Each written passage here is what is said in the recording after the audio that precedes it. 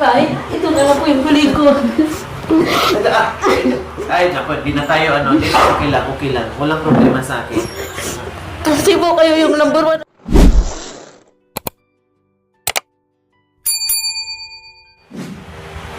Saka isa pa nabanggit sa akin ni ate mo, pag pinagsabihan ka, nakabusangot ka, parang sasama ang loob mo. Wag bagkus magpasalamat ka pa.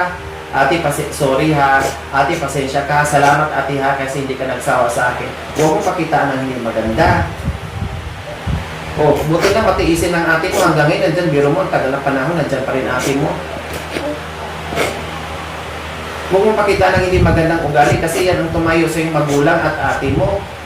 Tuturusin ko talagang hindi ko naman siya obligasyon. Oo, obligasyon ko. May obligasyon pa rin ako kasi kapatid ko yan.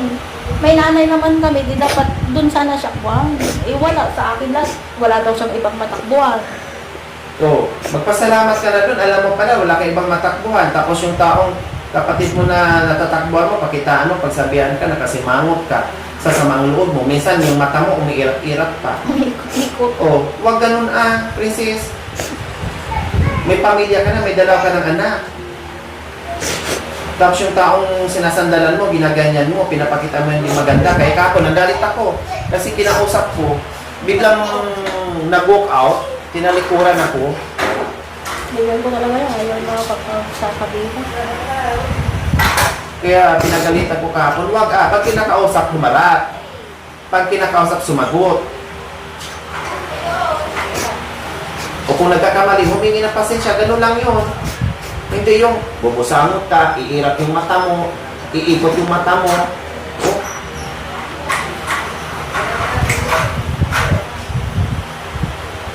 Okay, sige. Anong mensahe mo, Ate Princess, sa ate mo?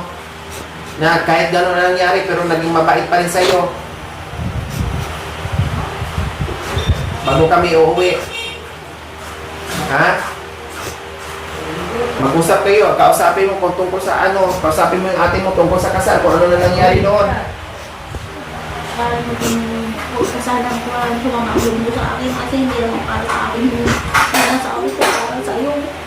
Baka itong araw na to, kamuhian mo na ako. Sige lang, kamuhian mo. Pero hindi ako magnasawa mo pa. Magpangalan sa'yo kasi baka sa'yo naman yung ginagawa ko. Yung sinasabi ko, hindi naman para sa akin. Sa mo. Baka maganda na ayos ka na.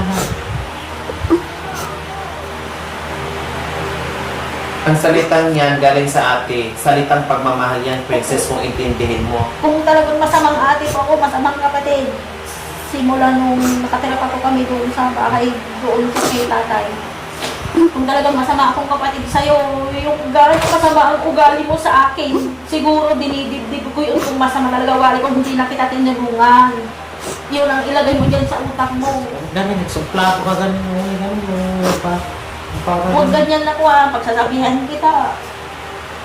Kung hindi ka mahal ng ate mo, hindi ka pagsabihan ng ganyan, salitang pagmamahal yan. Mahal ko kasi yan kami, kasi pagkasunod lang kami yan. Isipin mo na nga, kung walang ate mo, saan ka sumanda? Nasandalan mo yung kuya at ate mong iba? O dito ka lang. Wala akong kanya. Doon pa kami nakatira sa isang kwarto. Umayos ka. Sabi ko sa kanya, May ka ng pasensya sa ate mo dahil alam ko yan. magpakabait po siya. Kasi pag mabait yung isang tao, ituturo niya po doon sa mga anak niya yun eh. Huwag yung, pag nagsasabihan ka po, bla bla bla bla bla bla ganyan. Paburagsot yung sagot mo, gano'n. Pabalang. Opo. Paano ka matuto kung pabalang ang mga sagot ng ate mo, sa ate mo? Saka hindi naman para sa Siyakan na. malidayan. Ayos lang. Di para kanya, para sa akin. Uy, sige na, sige. Okay na, ayos lang. Wala sa akin yung lahat ng mga ginawa yung hindi mabuti sa akin. Hindi ko dinidibdib yung kasi hindi magandang mabuhay ng kwa. May kinikimkim na galit sa bawat isa eh. Hindi ko naman nakikinikim-kim yung sinasabi nyo. Hindi nga, ang sabi ko nga sa inyo. Iniisip ko lang yung kasal na yung anak ko. Malinyangan. Tumayo ka Baka may paraan pa, makiusap tayo kung talagang gusto mong makasal. baguhin niyo yung pag-uugali niyo, huwag kayong umasa sa ayuda. Oo, alam ko matagal niyo nang gustong makasal, wala tayong magagawa. Kapos tayo alam mo naman yun. Ano na yung mga papeles nyo, yung mga papel nyo, ito yung dumating, biglang napatigil, wala tayong magagawa. Mga viewers, sponsor na yung nag-big no. Diba sabi ko sa'yo nung Lunes? Biniglit ko pa kayo, huwag kayong pupunta kay Ma'am Lore kasi nga nasa mission sila. Siyempre mahasag yung oras nila. Hintayin yung silang pumunta rito, huwag kayong hingi ng tulong doon. Sabi ko magpursigi kayo, magpedal kayo, maghanap buhay kayo. O kaya mo naman Jerome, sabi ko, anong ginawa niyo? Pabalik-balik daw kayo doon, hingi ng tulong, hingi ng pabili ng ulam, hingi ng pabili ng ganito, gamot, ganyan.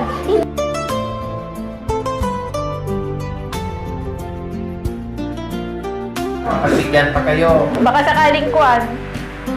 Huwag ka ganyan para kang 2 taong gulang naman. Well, kung ako din magsabi na, sige, ituloy ko, kalabanin ako ng mga sponsors at viewers. Makiusap kayo. Mabago ang isip ng mga viewers natin at sponsor. Yung seryoso kayo. Baka sakaling ituloy yung mga ano nyo. Basta sabi, mga kayo na Ikaw magbabago. muna ate. Sige, para sa kapatid mo. Ikaw muna ate. Ma-request ikaw muna viewers. Sa mga tumutulong po sa mga kapatid ko, lalo na kay Princess Jerome, sana po ako na po nakikiusap sa inyo, talagang gustong-gusto ko po patuloy sana yung kasal nila para po mabigyan ng basbas ng Panginoon yung pamilya nila para po maging legal na sana. Ako na po nakikiusap sa inyo na humingi po kami ng tulong na sana ipatuloy niyo po yung kasal nila kahit sa temple lang, kahit makasal po sa simbahan, kahit wala na pong kain-kain dyan, basta may papilis na pipirmahan na talagang mag-asawa na sila. Kahit yun na lang po nagkahilingan ko. Ako na po humihingi ng tawad, pasensya sa nagawa nilang pagkakamali, lalo po sa pag-uugali, maging abos. Oo po, aaminin ko, abusada na nila kasi ang iisip lang nila may tumutulong sa kanila kahit na hindi na sila makahanap buhay. Ako na po nakikiusap na inyo na sana ipatuloy niyo po, ma'am. Ako na po, kahit ito na lang po yung huli ko. Ay, di na tayo okay lang. Walang problema sa akin. Kasi po kayo yung number 1 na tumutulong sa kanya kahit yun na lang po ang hiling ko na kanya sa inyo. Sana patuloy po yung kasal. Kahit hindi pa rin na lang po yung mga binyag, basta may mapil na nagpirmahan sila, may katibayan na talagang mag-asawa sila. Kasi minsan iniisip po ng kapatid ko, baka biglang pagpalit ni Jerome. Kaya gusto rin po nilang makasal noon pa. Pero lagi po nilang sinasabi sa akin yung kasalang problema kasi yung paglakad-lakad ng mga papel nila, lalo wala pang birth certificate si Jerome. Talaga ang haba-haba po ng proseso bago ko po nakamit kasi yung birth certificate ni Jerome sobrang hirap po. Inabot ata kayo ng halos Kasi, isang kalahating buwan, di ba? Kasi kaso halos 2 sobra pa. weeks. Sa sobrang dami ng pila, tinis ko po yun. Makuha na lang ng birth certificate, matuloy lang sana yung kunyal nila. Kaya nung napanood ko po yung live nyo na baka matigil lang yung kasal kasi nga sa hindi magandang pag-uugali nila. Nanghinala po ako ng sobra kaya nakikiusap po ako sa inyo. Ituloy po sila yung kasal yung kasal lang kahit wala lang kainan. Basta may pinirmahan lang po silang papel. Kahit ito na lang ang regalo niyo sa akin. Ayos na po lahat yung mga papel nila, yung set na lang ang kailangan. Lahat po ng mga affidavit nila. Tinapos ko bago ako nagpunta ng Baguio kasi sabi ko baka biglang iset yung kasal niyo, wala na ako. At least, tapos na yung papel, ipapasa niyo na lang, sabi ko po. May sakit pa yung ate na mga kabayan, kaya ilo-ilo, sinasamahan. Okay, minsan po kumigil ko, kitli ko pinatinisis ko. Kasi minsan pumunta sila sa bahay, nakabay sila, andun lahat sila, para kaming baboy dun sa pilar. Tinis ko po lahat yung sobrang init. pagod. Gusto ko lang matapos yung requirements nila. Kaya ako na po nakikiusap na sana ipatuloy po yung kasal nila kahit wala nang binyag kahit kailan. Pagka nagkapirmahan na, diretso na po uwi. Yan, narinig mo, Princess, kung gaano kakamahal ng kapatid mo. O, lumuhod, na dapat hindi niya gagawin yon. Pakikiusap na para sa inyong dalawa. Kung anong mensahe mo sa ate mo, kahit may sakit ang ate mo, alam ko, pag ganyan lang si ate, pero alam ko kung anong naramdaman niya, kung anong sakit. At alam mo naman din ang sakit ng ate mo kung ano. Kaya nga lagi yung sinasabi, ginagawa niya ito kasi hindi niya alam ang buhay niya kung kailan. Opo. Yan ang dapat nagdadialysis to ngayon or tubuhan.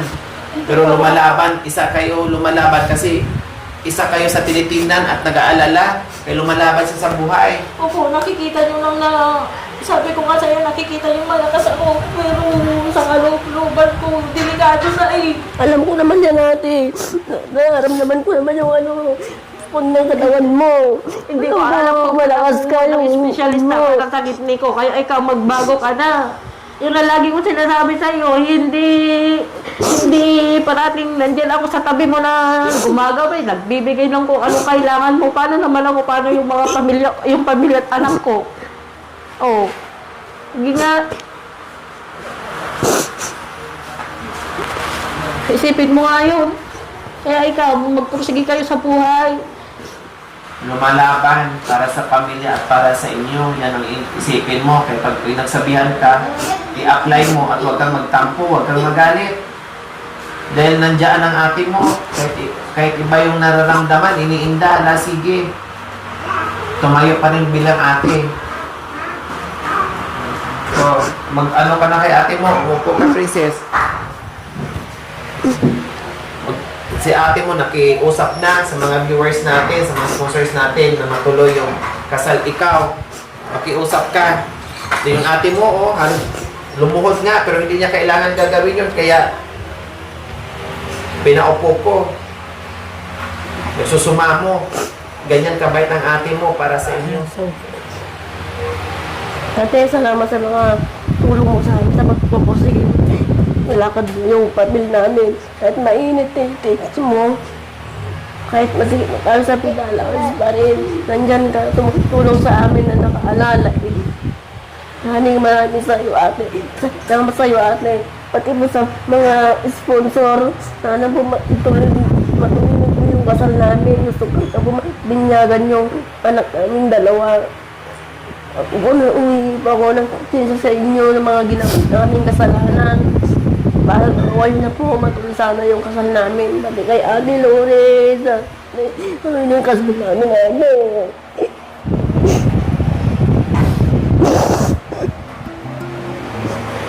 Natatandaan mo na yung mga sinasabi namin sa Princess. Opo.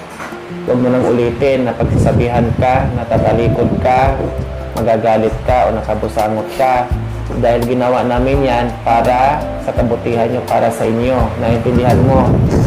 Hindi ibig sabihin na pag pinapagalit at pinagsabihan ka ay masama ka na o masama kaming tao. Ginagawa yan para matuto kayo. Naintindihan mo. Opo. So, Tuloy yung kasal namin, ate. gagawin ko, Princess, yung part ko. Baka sakaling mahilot pa natin, baka sakaling magbago pa isip natin para sa binyag ng anak mo at binyag mo. Binyag din niya. At kasal niyo. Balitan ko para mga kabayan. Binyag ng dalawang anak niya. Binyag ni Princess. At kasal kasi si Jiro tapos na. Nabinyagan mo na kalaan. Kasi hindi rin makaproceed ng requirement si Jiro kung hindi mabinyagan. Kaya inuna mo na yung binyag ni Jiro. So, ang mangyayari pala, binyag ng tatlo at tapos sa kananay plus kasal na mag-asawa. So, ipag-pray natin ulit na mahilot natin ang problema. Basta pakitaan nyo kami na kayo din ang gusto nyo rin magbago. Tama, ate Marie Chris. So, kapag nangyari yun, no, siguraduhin nyo sa mga sarili nyo na hindi lang ginawa nyo dahil nakuto ng sustento, hindi lang tuloy yung kasal, hindi niya. gagawin yan para sa mga sarili nyo, Princess and Jerome. Ha? O, basta ako, subukan ko, gawin ko kung anong paraan na matuloy yung kasal at binyagan. Bahala na. Basta sa ngayon, wala man akong masasagot tungkol doon sa kasal at binyagan. Nandito tayo para pag-usapan at humingi ng pasensya sa mga nagawa natin dahil nakakahiya sa mga sponsors natin, sa mga viewers natin, na ganito ang nangyayari. O at least narinig na nila yung pasensya nyo, no, at yung pakiusap nyo, pati yung pakiusap ni Ate Malignes, nakakasal kayo. O di ba, humingi, pati ate nyo, humingi ng pasensya, nakikiusap para sa inyo, dalawa. Humingi ng pasensya. Pasensya na po kayo, mga sponsor. Sana matuloy na rin po yung kasal namin. Po mga anak ko. Sana po. Yun lang. Sorry talaga po. Lalo ka na, Jerome, ha? Kasi ikaw yung haligi ng pamilya. So, kung ano mang tinuturo namin sa'yo, huwag mong masamain. Kasi gusto namin Hindi na naman. ma-okay yung buhay nyo. Hindi naman po. Kaya nga, mahirap. Kaya gusto namin mabago ang kahirapan ng pamumuhay nyo. Kaya nandito kami na hindi nagsawang umalalay at magsabi sa inyo kung paano ang buhay. Hindi kami nandito na para na magiging mapasama kayo. No, nandito kami para alalayan, advisean, pangaralan, pagsabihan para maiwasan yung hirap. Kasi alam namin, nandito nga kami. Kasi alam namin mahirap ang buhay nyo. Nahirapan kayo. Kaya nga nandito kami. Nandito ang sponsors, viewers kami ng ate mo. Nandito ang buong team para alalayan kayo, para maiwas kayo doon sa buhay mahirap. Nakuha mo ba, Jerome? Naintindihan mo? Kaya yan ang sinasabi namin. Kasi alam namin mahirap. Kaya nga sabi namin, tinutulak namin kayo para umangat. Hindi namin kayo tinutulak pababa. Tama, Ate Maricris. Yun ang ginagawa namin. Hinihila kayo pataas. Hindi namin kayo tinutulak pababa. Kaya pinupush namin kayo ngayon. Hindi dahil masama ang ugali ni ate, hindi dahil masama ang ugali ng ate Lori nyo, hindi dahil masama ang viewers, hindi dahil masama ang mga sponsor. Hindi. Gusto lang nila na matuto kayo at maiangat kayo pataas. Yun. Dahil ayaw nila kayo mahirapan na nandyan kayo sa ibaba. Kasi lalo na may mga anak kayo. Pagmamahal ang tawag doon. Dahil siyempre, pag umangat kayo Ate Maricris, pag umangat sila, anong maramdaman mo? Sobrang saya ko Oo. po. Masaya kaming lahat. Matutuwa kaming lahat na makita namin kayo na umangat sa buhay. Siyempre, lahat matutuwa. Pati kapitbahay, lahat matutuwa. Pwede lang kung kapitbahay ang itiro, hindi matutuwa. Pero kami na nandito, viewers, sponsors, matutuwa na nakita namin kayong umangat. Okay? Huwag masamain kung ano mga sinasabi ni ate, ha, Jerome? Opo. At kami, Opo, ate. then nandito kami na parang pamilya nyo na umaalalay sa inyo. Dahil kung wala kami pakialam, hayaan namin kayo dyan.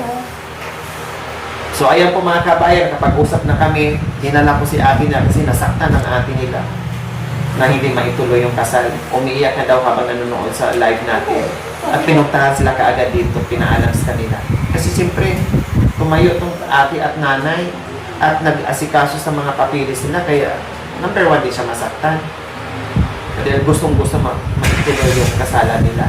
So ganun pa mga kabayan, sana, no, ay mapagbigyan natin ng pangalawang chance yung kasal nila plus binyag ng mga bata. Sabi nga ng ate nila, kahit wala ng kainan, basta makakasal lang, mapirmahan lang yung papilis, okay na. Kahit hindi na daw isipin yung kainan kung saan pa. So, yun ang pakiusap ng atin. Kumbaga, bahala na, basta may papilang, wala nang kainan, wala nang ganito. Diba? Pero, gaya ng sinabi ko, unang-una pa lang, ako na mismo nag-utos kay Princess at nakiusap din ako dito na tulungan, alalayan yung papers nila para ma-kompleto, no, ay ginastusan natin. Ginastusan ko na hindi tayo sa sponsor mga kabayan para lang ay maitupad yung kasalan at binyagan. At sabi ko rin, sige, gastusan ko yung papers, gastusan ko yung kasal, kung magkano bayad, gastusan ko yung kainan, na kahit simpleng kainan, basta matuloy lang, walang problema. No, walang problema. No, naman. Pero kung halimbawa na mapagbigyan natin yung kasalan na matuloy at saka binyan mga kabay, no problem. Kung ano yung sinabi ko na sa simbaha o kung ano yung sinabi nila sa akin na sa simbahan, okay, no problem. No, kung magbinyag, okay, no problem. Kung may kainan na sa Rosano na munting kainan, no problem, ituloy ko pa din. Kung mapagbigyan natin lahat na mag-yes na tayo. Kasi mahirap po mga kabayan, humingi ako ng opinion. Ate Maricres, humingi ako ng opinion ng ating mga viewers na nandiyan, nakasuporta sa atin. Dahil naging parte sila sa vision natin, pati yung mga sponsors na nagsabi na no, halos walang yes. Buti nga, hindi kayo nag-yes, hindi kayo Meron nag-comment. po isang nag-yes. Si ano yun? Si Kuya. Si Happy yun. Buti kayo hindi dumagdag para man ng 2 yes. Sana. Dapat nilagyan mo doon, yes please. Hindi. Pero hindi siya nag-yes mga kabayan. Hindi na siya nag-no. Siguro, dahil sa emotion niya na, paiyak na siya sa balita. No, ganun pa man, hihingi ako ulit, no, na sana, kahit dito pa lang, sa comment section, mapanood itong video natin na sana, marami na mag-yes, na maintindihan at mabigyan ng sila chance at maunawaan yung sitwasyon. Humingi naman ng pasensya, pati ating humingi na rin. No, so, bahala na. Basta tingnan natin kung ano magiging feedback. Kung puro na ba yes, wala na bang no, or majority ang yes. Okay? So, ayan po mga kabayan, lesson learned na ni Ate Princess, ni Chiro. Nandito yung ate nila. No? At least alam na nila kung anong dapat gagawin sa susunod. Okay? Abangan niyo po ang ating mga kaganapan pa at feedbacks ng ating mga viewers and sponsors tungkol dito sa napag-usapan namin. Kung big yes ba or nanatiling big no. So, pag-uray na. Okay, so maraming salamat. We love you all. So, maraming salamat. Bye po muna. Sa kanila po, wala mang bigas sila po ituloy ng sponsor yun kasi malaking tulong po yun para sa kanila para hindi na po kawawa ang mga bata na puputuman.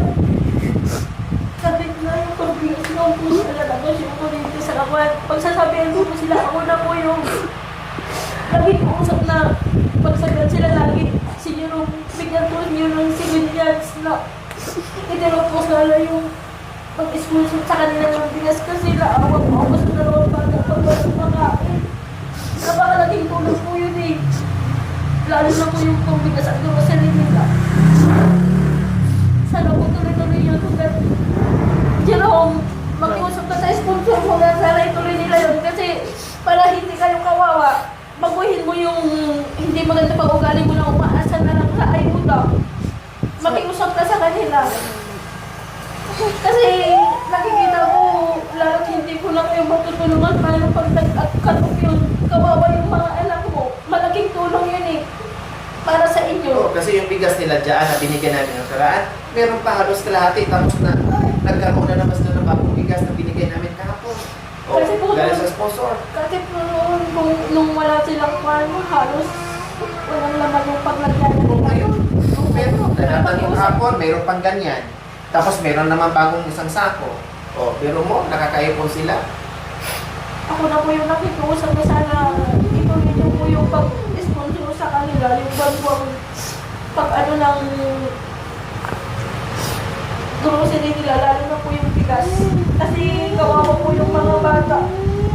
Minsan hindi sila nakain sa isang kainan kasi wala pong bigas na may sa tae. Ako na po yung humihingi ng pasensya. Patawad po sa maling pag-ugaling inasal nila. Sana po ituloy niyo pa rin. Ako na po yung nagsusubago, nakikiusap sa inyo lang. Sana po ituloy niyo pa rin yung pagsuporta sa kanila. Hayaan niyo po ako na po yung sa kanila para mag-ipon para sa sarili nila. Kahit ikatok nyo na po kung talagang nakita ko na po kaya na nilang suportahan yung sarili nila na wala lang tulong. Galing po sa inyo, may mabubuting tulong. Pero ngayon po, habang nag-uumpisa pa lang po sila, sana po tulungan niyo pa rin na ituloy yung buwan na pambigas nila. Kasi po sa mga bata po ako naaawa. Kasi wala po silang alam sa buhay eh. Kundi nakadepende lang sa ama. Kaya ako na po nakikiusap na sana ituloy niyo pa rin po yun. Alang-alang na pa po sa mga bata, sa mga pamangkin ko. O Jero, may sasabihin. Sabihin mo kung anong dapat mong sasabihin. Sana po patutuloy po yung kwan po. Yung buwan-buwan po. Para makakit ko po yung mga anak ko. Pangako ka na kuwan, magbabago ka na. Nagbabago na po ako. Para tuloy-tuloy pa rin po ang pasado ko. Kahit umuulan na po, tisip ko na rin po.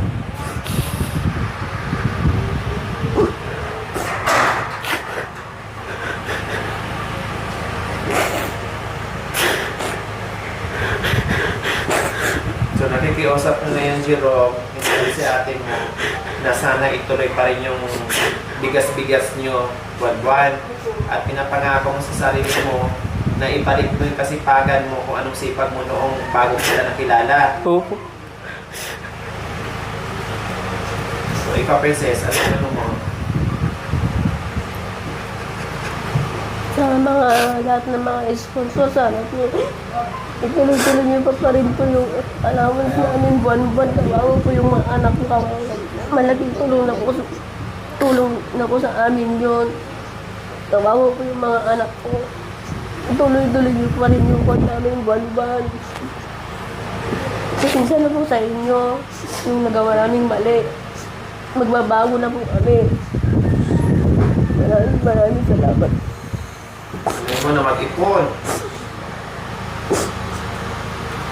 Tuloy-tuloy ang pag-iipon, Princess and Jerome. Kasi iniintriga sa'yo ni Jerome lahat ang kita niya. So nasa'yo ang control. Ikaw ang Binibigay mag-control. ko po sa kanila. Oh. Sarap. Ikaw ang mag-control dahil binibigay lahat ni Jerome sa'yo. Ha? Ikaw Opo. mag-control, mag-ipon na mag-ipon. Hindi yung bigay ng bigay si Jerome sa'yo. And then, pag nabili mo na yung bigas at ulam, sige, gastusin mo na yung sobra. Itabi mo. Hindi ako nag-aawak ng pera sa kanila. Kaya nga sinasabihan ko na magtabi dahil hawak niya. Kumbaga, hawak niya ang bit ng budget. Tulad po kanina yung pasada yan, nilagay ko sa alkansya lang. Ganon. Okay? So, ayan po mga kabayan. Sana maunawaan at mapagbigyan natin sila ng chance. Bigyan pa tayo ng lawak ng pag-uunawa ko mga kabayan para dito at pati atin na nakikiusap na rin sa atin. Okay, sige, pag-pray natin yan, no, na mapagbigyan tayo at matuloy lahat.